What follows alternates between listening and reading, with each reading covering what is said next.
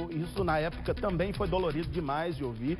A gente estava conversando com ele, infelizmente o nosso sinal caiu, mas agora acredito que está tudo ok. Ô David, fala com a gente aí, por favor. Bom dia, meu amigo.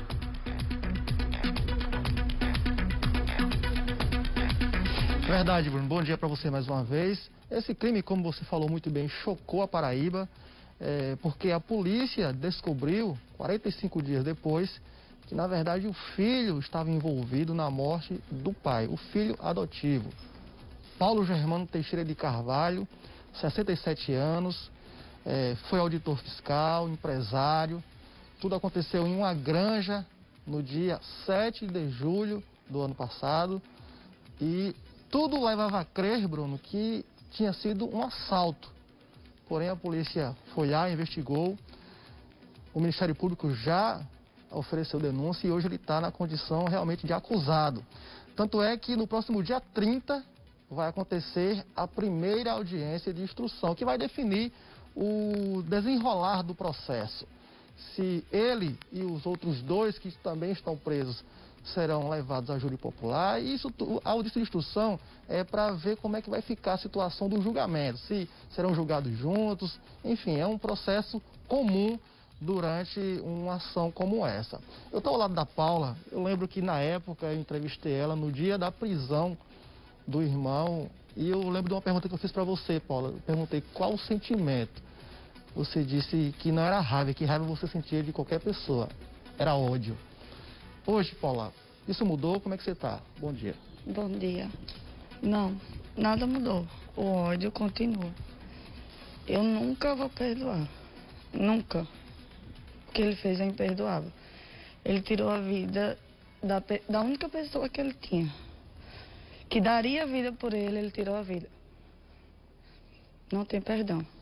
Vocês imaginavam, na época, que ele tinha algum envolvimento com isso? Porque o comportamento dele foi um comportamento comum de um filho que está vendo o pai numa situação daquela, baleado, passou um dia no hospital e morreu no dia seguinte. Passava pela cabeça de vocês aquilo, não? Passou após 3 dias, já começou a desconfiança. Depois da morte já? Isso, após a morte. Por quê? Porque meu pai ainda é com vida no hospital e ele roubando todas as contas bancárias, frio, vendendo carro, fazendo tudo.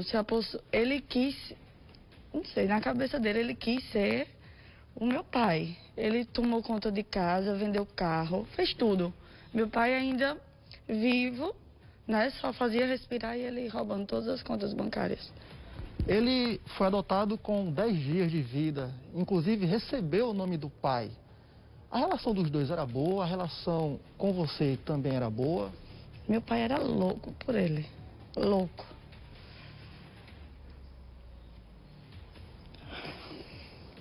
E ele também fingia ser, né? Sempre muito calado. Eu e ele tinha assim uma convivência de respeito. Nunca teve aquele amor de irmão, nunca. Era normal, tinha respeito porque meu pai tinha aquele respeito dentro de casa, não tinha problemas não, mas meu pai era louco, alucinado por ele. Paula, ele está preso, ele foi preso 45 dias, se não me engano, depois do crime, e sempre negou. Inclusive eu cheguei a entrevistá-lo na delegacia. Como é que está hoje? Ele confessa a participação no crime? Você tem algum contato com ele ou com os parentes que vocês têm em comum? Não, não tenho contato nenhum com ele e nem com ninguém que tenha contato com ele. Ele não confessa. Se ele confessa, é para quem visita ele, né? Como a mãe dele e a esposa. Mas pro restante ele nega, ele diz que foi uma armação para ele. Você teria vontade de encontrar com ele, fazer alguma pergunta para ele? Você diria o que para ele se encontrasse com ele hoje? Por que ele fez isso? Não. Paula, você está convocada, inclusive, para essa audiência de instrução? Tô. Dia 30. Você por videoconferência por causa do período de pandemia? Isso, por videoconferência. E hoje, como é viver sem teu pai? Você era muito ligada a ele, já me falou isso várias vezes.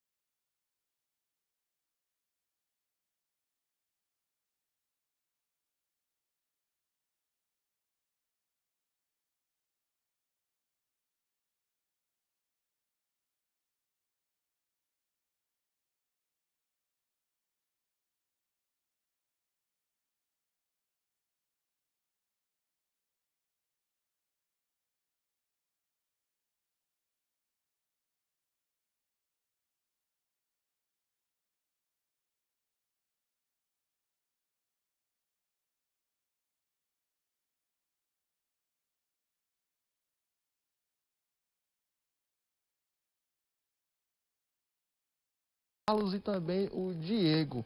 Essa foi uma investigação coordenada pelo delegado Hugo Helder, na época, pela Delegacia de Homicídios, conseguiu chegar aí nesses 3 que até hoje estão por trás das grades e aí vamos esperar os próximos passos da Justiça.